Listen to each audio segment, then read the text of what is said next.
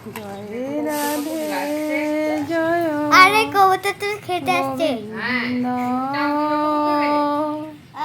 গোবিন্দ ভজিয়া দেব তুলিয়া কবুতর কবুতর দেব তুলিয়া নাচিয়া নাচিয়া গাওরে জয় রাধে। হ্যাঁ কবুতর গুলো খেতেছে।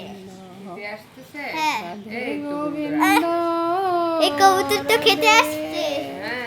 এবার আমরা কি করি? গোবিন্দ রাধে গোবিন্দ আরে কবুতর সব খেতে আসে। রাধে। রান্নাঘরের পিছনের জবা গাছটা আর কি, এই জবাটা ভীষণ সুন্দর। একটা ফুল দিলে অনেকটা আসন জুড়ে যায়। জয় গোবিন্দ এগুলো হলো গাছের রাধে গোবিন্দ জবা করছে নয়নতারা তুলসী পাতাটা গাছ থেকে নিয়ে আসে। আর এগুলো সব কিনা গোলাপ ফুলগুলো কিনে নিয়ে আসে গোবিন্দের চরণে গোবিন্দ।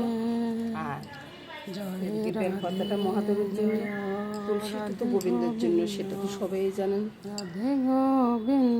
তারপরে দুর্গাটা হচ্ছে গণেশের জন্য। সবকিছু রেডি। এবার আমি চলে যাচ্ছি। হরে হরে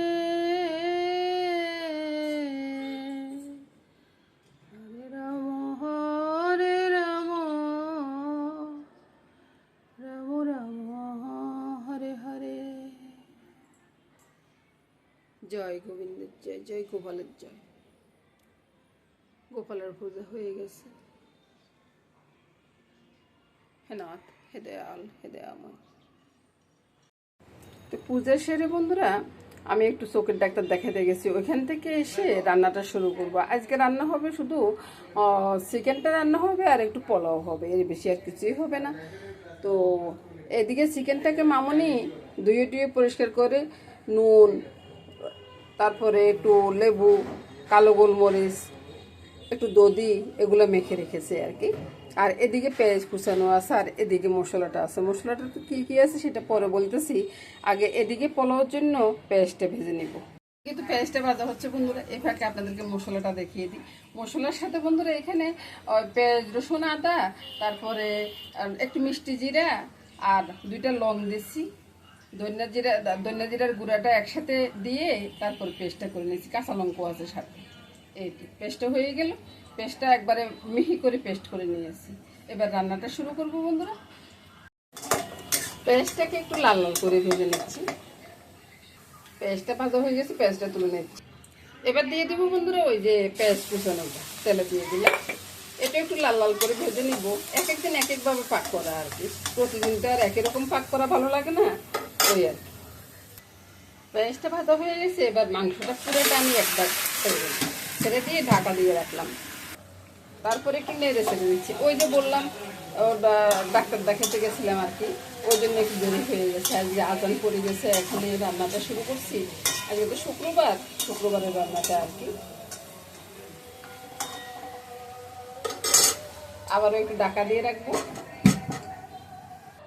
এখানে ওই চালটা ধুয়ে নিচ্ছি, দারচিনি এলাচি তেজপাতাটা দিয়ে দিচ্ছি গ্রেট করে আদাটা, বুঝছেন?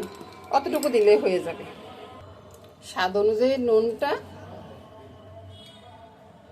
চিনিটা নিয়ে রাখছি, চিনিটা এক্ষণে দিচ্ছি না, পরে দেব। এবার বন্ধুরা এদিকে চলে আসুন।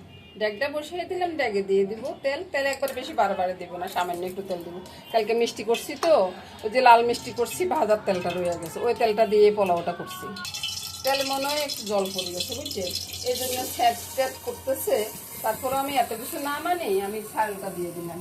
চালটা দিয়ে ওইভাবে আর লাড়বো না, এইভাবে একটু ঝাঁকুনে দিব আর কি, এর বেশি আর লাড়ার দরকার নেই। আজকে তো আবার গরম জল দিয়ে করবো।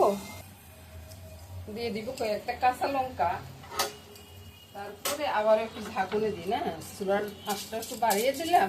তারপরে এই সব কিছু একটু মিশিয়ে দেবো আর কি, এর বেশি আর কিছুই না। জলটা আছে এখানে, এবার আমি জলটা ছেড়ে দিচ্ছি। আপনারা মাপিয়ে দিবেন, আমি আন্দাজ করে দিয়ে দিচ্ছি বন্ধুরা। জলটা দিয়ে দিলাম। জলটা দিয়ে এবার এই যে চিনিটা এবার ছেড়ে দেব।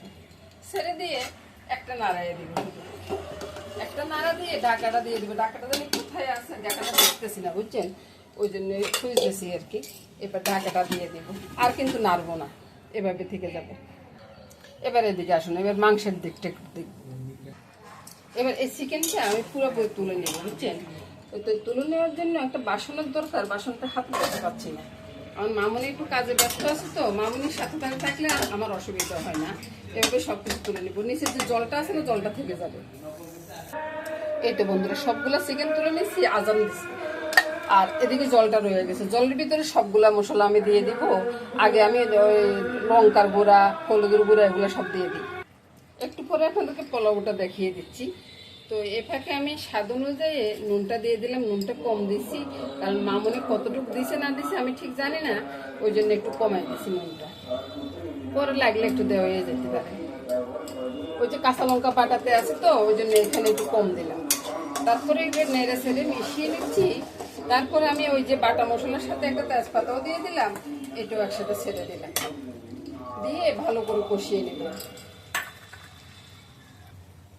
আর মাঝে মধ্যে বন্ধুরা ওই চুলাটা একটু মুছে দেওয়া লাগতেছে। চুলার ভিতরে একটু তেলে ছিটকে পড়লে দেখতে বিরক্ত লাগতেছে, ওই জন্য আর কি চুলাটা একটু মুছে দিতেছি। ভাই, তুমি কোথায় গেলা? তুমি স্নান করে চলে আসো। আজকে মশলার সাথে কিন্তু আমি কোনো রকম কোনো বাদাম বা অন্য কোনো কিছু দিই নাই বন্ধুরা। এমনিতে মশলাটা করে নিয়েছি, অন্য সময় তো একটু বাদাম দিই, আজকে তা দিইনি। এক একদিন এক এক রকম ভাবে ভাগ করা, এটা মনে আবারও বলেছি, তারপরও বলে দিচ্ছি আর কি। তা আপনারাও খাইলে এভাবে রান্না করে দেখতে পারেন বন্ধুরা। সবাই মানে ইয়ে হয় না আর কি, বিরক্তি আসে না খাওয়াতে। এক একদিন এক এক রকম রান্না হলে আর কি স্বাদটা অন্যরকম হয়। এবার মশলাটা ভালো করে কষানো হয়ে গেছে বুঝছেন। তো কি করবো, চিকেনের সাথে আবারও মশলাটাকে ভালো করে কষিয়ে দিই। জলটা একটু পরে দিব।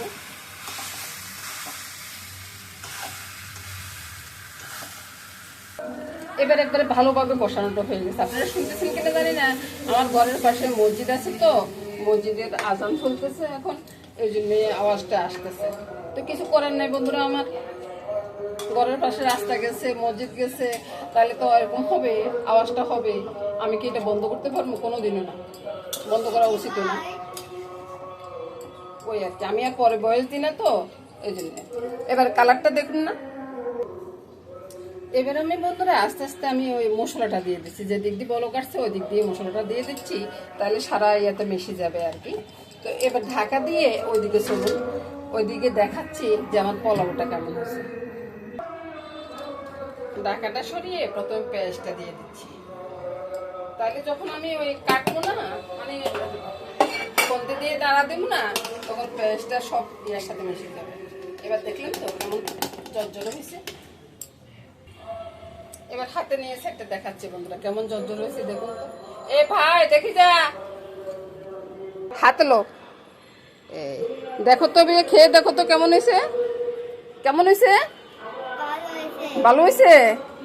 আচ্ছা, এবার চিকেনটা হয়ে গেছে বন্ধুরা, এবার নামিয়ে নিব।